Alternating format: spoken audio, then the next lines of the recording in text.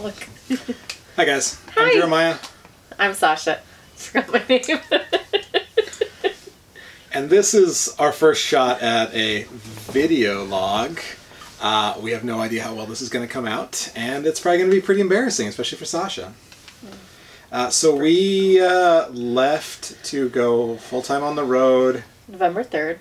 November 3rd. Which was about a week and a half ago now. All right, a week and a half ago. The first week, what did we do? Well, we moved out of our house. We sold our house to two very nice folks, Mo and... Vanessa. Yes, that's right. We left Saturday and headed towards Grants Pass. Where I took the handle of the RV off the door. So. She tore the door handle off, so we couldn't get in the RV. But there was In-N-Out, so we had a burger.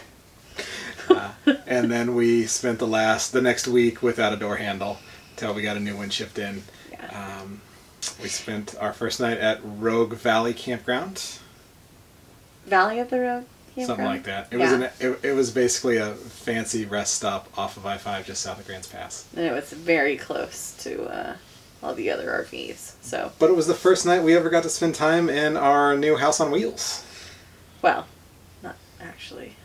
The first time was our actual house when we didn't have a house to go back to, crazy pants. That's true. So then we headed down to, where'd we go next?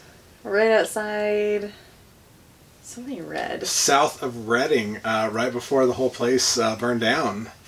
We spent a couple nights right there on the Sacramento River and went to a pizza place that was really good and listened to drug deal. Every detail of a drug deal.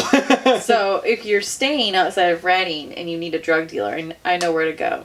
And I know what he can get you. Good pizza too. Really and good pills. Yeah. And we also got donuts there. Kevin's Donuts. Were they the best donuts in Northern California like the reviews promised? That's good. A no. They're good. They're better than Krispy Kreme. Yeah, anything's better than Krispy Kreme.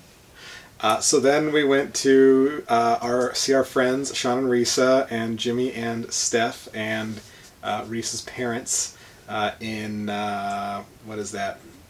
East Danville. Bay? Danville. Alameda County Fairgrounds. Do you want to talk about that? No. All right. We stayed at some fairgrounds and we... that was the first place we developed a problem on the road, aside from, the door handle not working.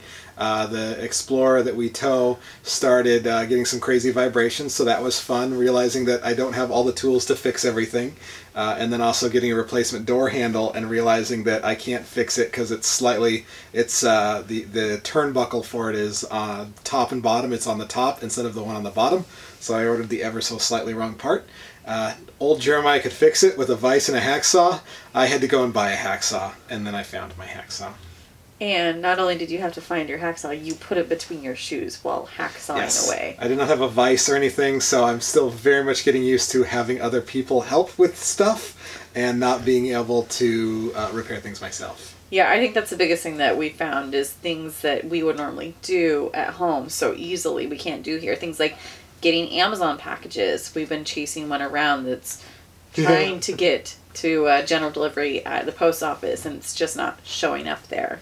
So I think a lot of what we're learning right now is things that we normally take for granted, we're just having to find ways around and having to ask. And I hate having to ask. So that's a big deal for me. And we've taken the car to 2 different places now, whereas normally Jeremiah would just fix it. Yeah.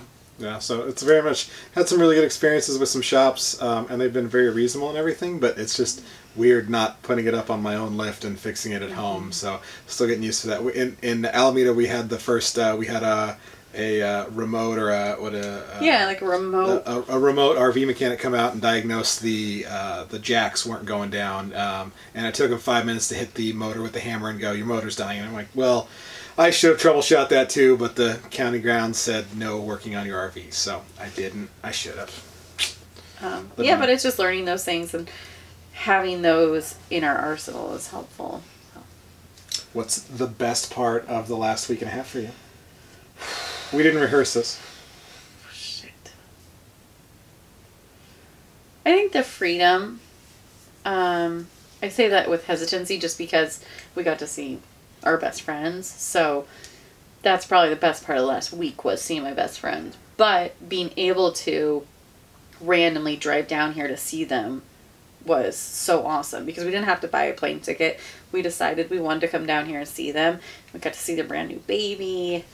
And that's just not something we would have normally been able to do. We would have had to plan it, get tickets, find a dog sitter, all that, you know, get a hotel, and just being able to move and go where we want to, when we want to, has been exciting. Just the idea of that, and not having to be on a schedule, other than for Jeremiah, work is still due when it's due. Somebody who doesn't have to be on a schedule over here. I still work a normal work week.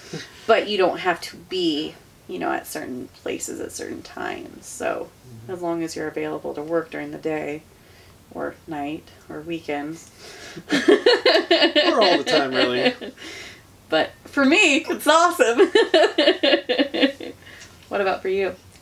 For me, it's probably been just wherever our front porch lays. Like, it's awesome to like wake up, and I work in the bed. I work in bed for a little bit, kind of waking up groggy, and talk to some of the developers that are across the world, and I get to work with them, and then I go step outside to take the dog outside, and it's a new place. It's a new awesome park.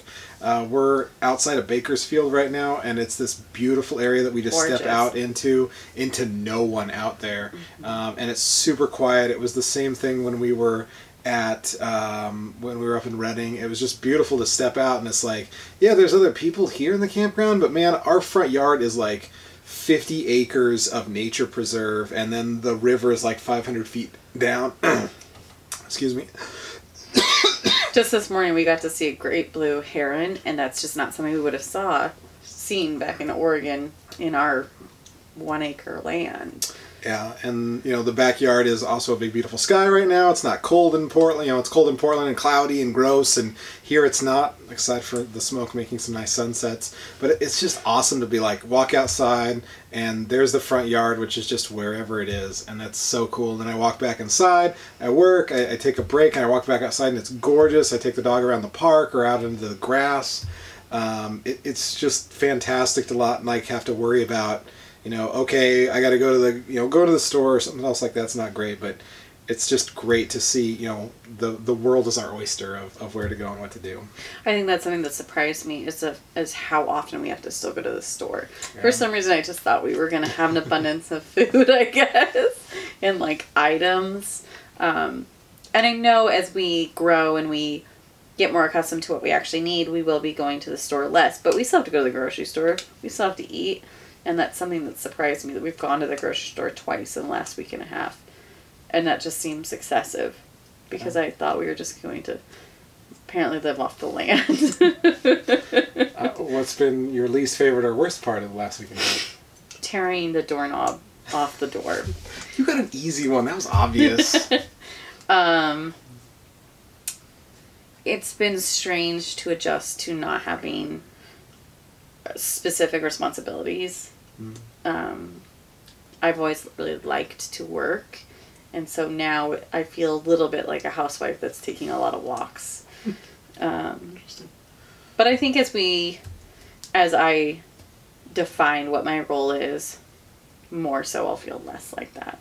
How about for you?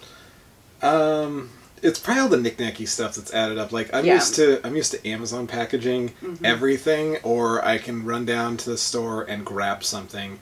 And it's been a combination of like, oh, we needed a door. Well, RV parts aren't well stocked on Amazon. You know, I can't get Prime shipping on it, or I need to get it shipped somewhere and it's general delivery at the post office instead of Amazon to a friend's. And it takes a lot longer to get things done than I'm used to. I'm used to getting it done today, tomorrow, maybe the next day. Not like, well, plan on getting that done next week. So just kind of finding that balance of getting used to that, and just we're still sorting out all the kinks. I mean, I'd pan the camera around, but then you'd have to see it.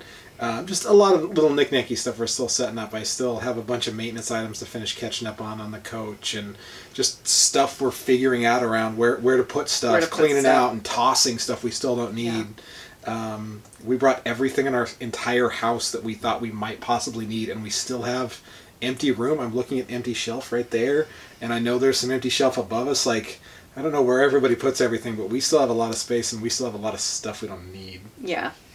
I agree completely. Putting stuff, figuring out where everything goes in a logical manner has been something we'll continue to deal with. Yeah, I agree with just not being able to get things done in the time that we expect it.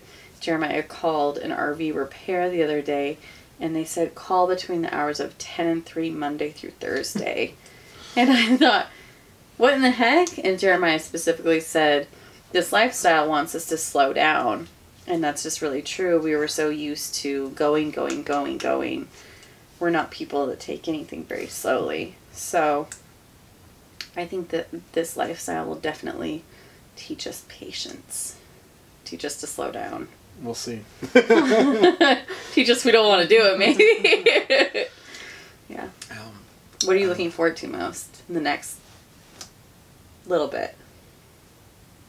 The next place we wake up, the next cool stop we go to, the next time we swing open the front door and go, damn, that's a cool place, or hey, that's a cool cactus, or whatever it is. I mean, we're going south, obviously, for this time of year, and just figuring out what's down there is cool, because a lot of those places, you know, maybe I've driven by on a road trip, but I've never stopped and hung my hat somewhere in there, and there's so many awesome stops, these places we would have never stopped. Never. We would have never stopped in Bakersfield, ever. Any of these. I've driven through Bakersfield before. There's nothing out here, and I remember it in the night one time driving to Vegas. I don't remember any of this out here. Whereas we've now spent 3 or 4 days out here, and it's gorgeous, and Bakersfield still sucks, but whatever. The campground's nice. The campground's beautiful.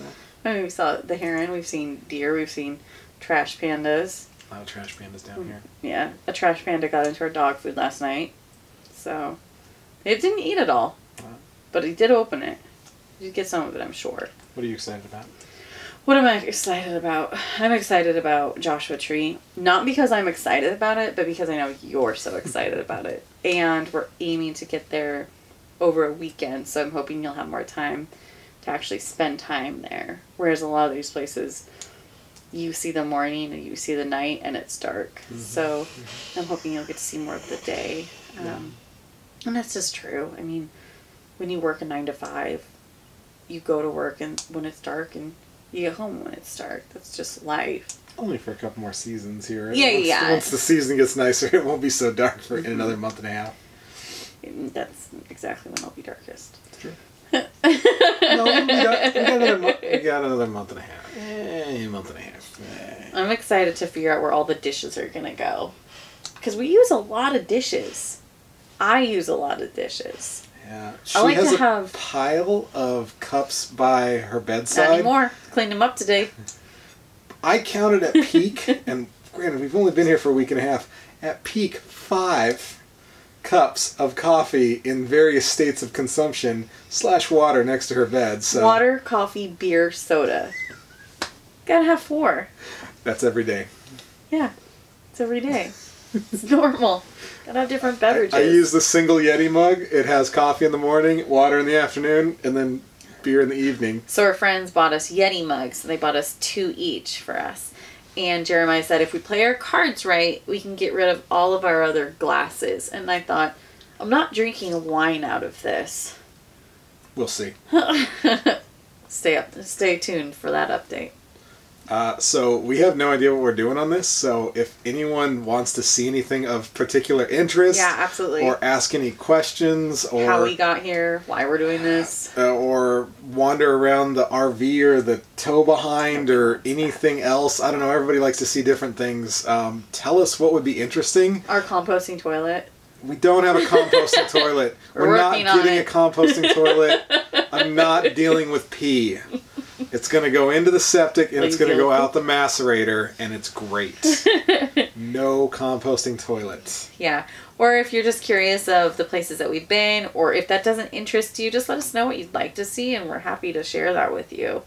So hopefully it's cool tweaks and tricks on the RV, because that's the kind of stuff I like talking about. I don't want to talk about that at all. Yeah.